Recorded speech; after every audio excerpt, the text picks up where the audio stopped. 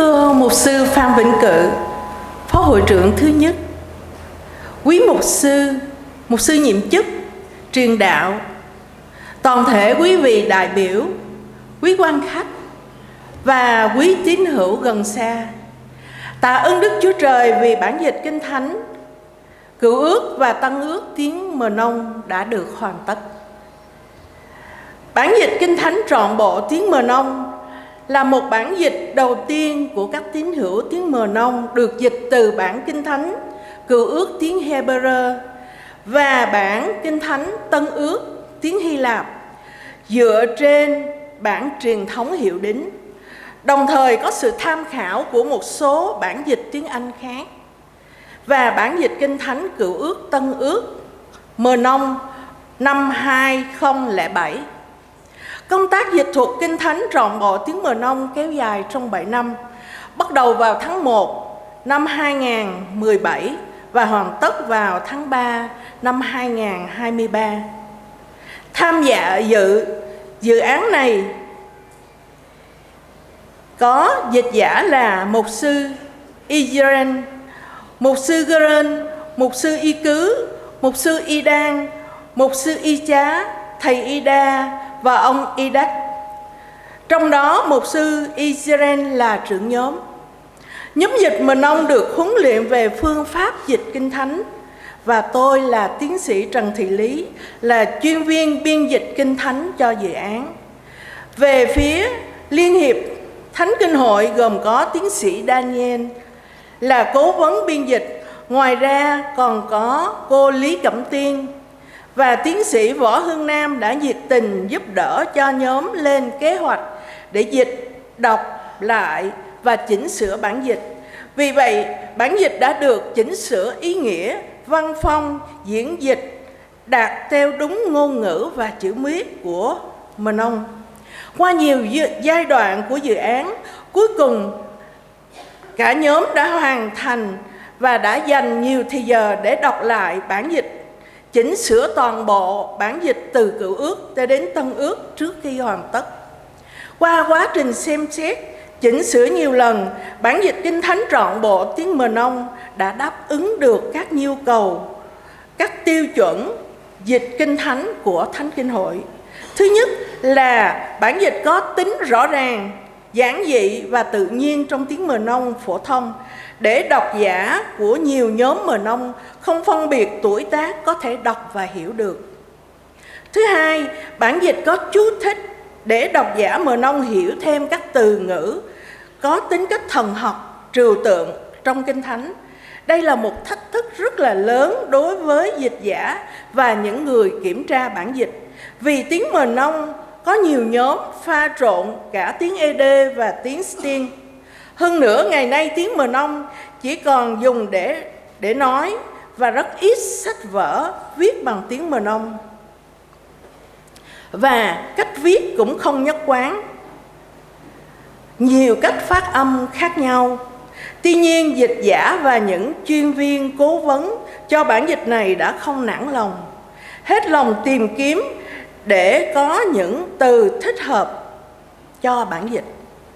Kính thưa quý vị, người Mờ Nông theo cách gọi của Việt Nam và họ tự gọi mình là Bu Nông. Dân tộc Mờ Nông là tập hợp những chủng người, đó là Pù Nông, Prét, Gá, Nông, Prang, Clam, Khoen, Chin Bờ Nông. Nhóm Mờ Nông Pù Đăng là sắc tộc cư trú ở trung phần Việt Nam và Đông Bắc Campuchia. Tại Campuchia, người Mờ Nông được xếp vào khối Khmer Lục Chăm, Chân Lạp hay là Khmer vùng cao. Theo Joshua Project, dân số người Mờ Nông năm 2019 tại Campuchia là 46.000 người. Tại Việt Nam, Mờ Nông là một trong 12 dân tộc sinh sống lâu đời tại khu vực Tây Nguyên. Họ là một trong những chủ nhân văn hóa của vùng cao. Nói cách khác, dân tộc Mờ Nông có vai trò quan trọng trong việc phát triển kinh tế và xã hội, cũng như gìn giữ và phát triển văn hóa Tây Nguyên. Người Mờ Nông sống phân bố ở nhiều vùng Tây Nguyên. thuộc cao nguyên miền Trung Việt Nam như Đắk Lắk, Đắk Nông, Bình Phước, Quảng Nam, Lâm Đồng. Trong cộng đồng 10 Mờ Nông chia làm nhiều tộc theo nhóm cư trú tại các địa phương. Tuy nhiên, nhóm Mờ Nông sống tập trung đông nhất vẫn là ở huyện Đắk Lắk và Đắk Nông. Mờ Nông là một trong 54 dân tộc tại Việt Nam. Theo thống kê năm 2019, tổng số người Mờ Nông là khoảng 127.000 người. Số tín hữu khoảng 67.000 người, và trong đó có 163 hội thánh địa phương. Riêng tại tỉnh Đắk Nông, theo báo cáo của Ban đại diện tỉnh Đắk Nông, quý 2 năm 2023, số tín hữu Mờ Nông tại Đắk Nông đó là khoảng 61.000 người, với 144 hội thánh, 76 chi hội, 68 điểm nhóm.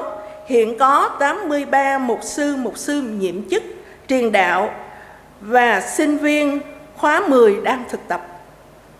Thống kê này cho thấy nhu cầu rộng lớn của tín hữu Mờ Nông cần có một bản dịch Kinh Thánh tốt để đáp ứng nhu cầu đọc, học, nghiên cứu lời Chúa trong hội thánh và chia sẻ niềm tin nơi Chúa cứu thế cho người khác bằng tiếng mẹ đẻ của mình. Tôi ao ước được bản dịch này mang ánh sáng tin lành về tình yêu của Đức Chúa Trời qua sự cứu chuộc Chúa Giêsu đến cho nhiều người Mờ Nông, để họ nhận được sự tha thứ, tình yêu, nhận được sự bình an, vui mừng và sự sống đời đời trong Chúa Giêsu. Cuối cùng, tôi đặc biệt cảm ơn tiến sĩ Daniel đã đồng hành cùng với nhóm dịch và tôi trong quá trình dịch bản Kinh Thánh Cựu Ước và Tân Ước tiếng Mờ Nông.